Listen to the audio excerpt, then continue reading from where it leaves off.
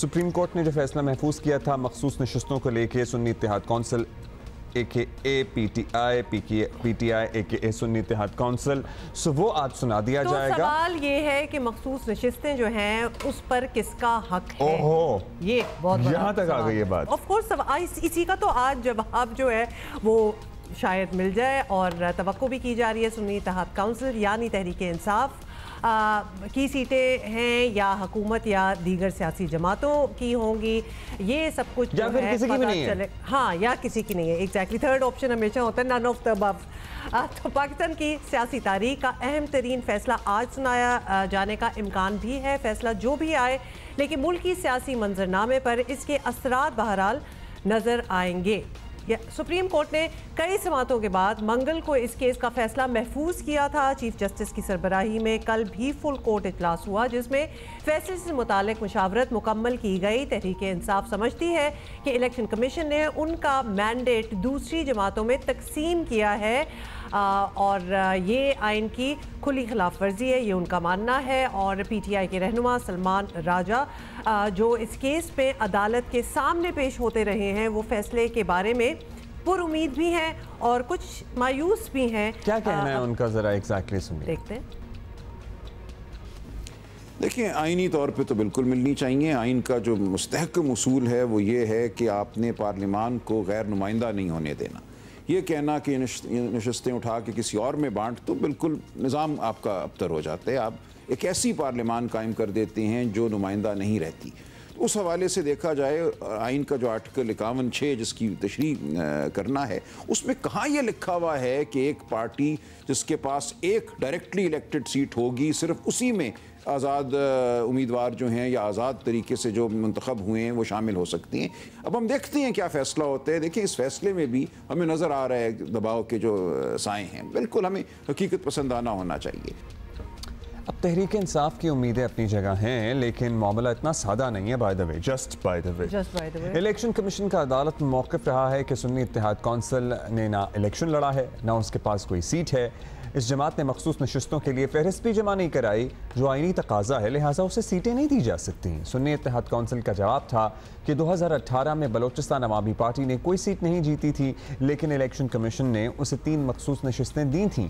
Election commission की दलील ये रही है कि माजी में एक काम गलत हुआ है तो उसे नज़ीर नहीं बनाया जा सकता। चीफ जस्टिस काजी फैज़ ईसा का दौरान समात इस बात पर जोर रहा है कि फैसला वही होगा जो आइन में लिखा है। तहम कुछ जजेस की राय ये रही है कि जिस माहौल में इलेक्शन हुए हैं और उसके बाद जो कुछ हुआ है, इन तमाम हालात को भी मद्देनज़र रखना होगा। बहरहाल अब सवाल उठ रहा है कि अगर मखसूस नशिस्तें किसी को भी ना दी गईं तो आइनी मसला पैदा हो सकता है, क्योंकि ऐवान नामुकम्मल नहीं रह सकता, सारा बैलेंस आउट हो जाएगा। अगर सुन्नी इत्तेहाद कौंसिल को नशिस्तें मिल जाती हैं तो हुकूमत को कोई ख़तरा तो नहीं है अपेरेंटली अभी तक, लेकिन इतना ज़रूर है कि हुकूमत असम्बली में 2/3 अक्सरियत खो देगी। वैसे अभी भी जब तक स्टे है मामला नहीं है, कोई इस तरह से आइनी तरमीम नहीं कर सकते, जिसका मतलब ये होगा कि आइनी तरमीम वो तब नहीं कर सकेंगे। मखसूस नशस्तों के केस में अदालत में ऐसे रिमार्क्स भी सुनने को मिले हैं कि तहरीक इंसाफ से बल्ले का निशान वापस लिया गया था। बतौर सियासी जमात इसका वजूद कायम है। शायद यही वजह है कि PTI को लगता है कि कुछ और होना हो, कम अज़ कम इस फैसले के नतीजे में उनकी सियासी हैसियत बहाल हो सकती है या उसमें एक एलिवेशन आ सकती है। आपको ये भी बताएंगे हम कि इससे पहले सुन्नी इत्तेहाद कौंसिल मखसूस नशस्तों के लिए पेशावर हाई कोर्ट गई थी, लेकिन अदालत ने इलेक्शन कमीशन का फैसला बरकरार रखा था और नशस्तें देने से इनकार कर दिया था, जिसे सुन्नी इत्तेहाद कौंसिल ने सुप्रीम कोर्ट में फिर चैलेंज किया। अच्छा जी, आपको पता है कि अच्छी तरह समझाया मैंने, बड़ी अच्छी तरह आपने समझाया और बड़ा जैसे कोई क्लासरूम हो और ये पहले हुआ था, ये उसके बाद हुआ, एंड इन द पास्ट क्या होता रहा है। अब्दुल क़य्यूम सिद्दीकी, बाकी हमें समझाएंगे हमारे नुमाइंदा खुसूसी क़य्यूम सिद्दीकी कि आज क्या हो सकता है। अच्छा क़य्यूम, ये सबसे पहले तो क्योंकि आप प्रोसीडिंग्स जो हैं वो बड़ा क्लोजली फॉलो करते रहे हैं और अब्दुल्ला ने बड़ी कोशिश की है हम सारों को समझाने की, लेकिन आप बताएं कि बात कहाँ तक पहुँची है और अगर तो फैसला महफूज हो गया है तो प्रोसीडिंग्स को देखते हुए आपको क्या लगता है कि बात किस तरफ जा रही है? बहुत शुक्रिया उमा। ये बड़ा ही डेंजरस सा सवाल आपने कर दिया कि मैं पहले से जो है फैसला प्रेडिक्ट कर दूं। नहीं, फैसला प्रेडिक्ट करने को हम आपको बिल्कुल इतनी मुश्किल पोजीशन में नहीं डाल रहे, लेकिन ऐसा करते हैं इसको कि सुन्नी इत्तेहाद काउंसिल कितनी पुरुमीद है आज के फैसले को लेके। अच्छा, ये भी वैसे वही बात थी। देखिए, जब दो फ्रीकैन अदालत के अंदर मुकदमा लड़ने जाते हैं, लेकिन हम देखें कि नीचे से जो इलेक्शन कमीशन से फिर पेशावर हाई कोर्ट से उन दोनों जगह पे तो सुन्नी इत्तेहाद काउंसिल जो है उसको कोई कामयाबी हासिल नहीं हुई जी। इसीलिए वो जो है वो सुप्रीम कोर्ट ऑफ पाकिस्तान में, इनके दो जो आईनी फोरम हैं उनसे तो SIC सुन्नी इत्तेहाद काउंसिल के खिलाफ फैसला हुआ है, तो इसीलिए वो सुप्रीम कोर्ट ऑफ पाकिस्तान में। अब सुप्रीम कोर्ट ऑफ पाकिस्तान के अंदर जो हेयरिंग्स हुई हैं उसमें हमें 2-3 आरा जो है, लोग तो न जाने क्या क्या इस अदालती ऑब्जर्वेशन के हवाले से अपना वो करते हैं इजहार, लेकिन ये कॉन्स्टिट्यूशन को इंटरप्रेट करने के हवाले से 2 आरा हैं। एक ऐसी आरा है जो कि पॉपुलिस्ट अप्रोच की हामी है, और एक बिल्कुल कॉन्स्टिट्यूशन और लॉ जो है उसको इम्प्लीमेंट करने के हवाले से।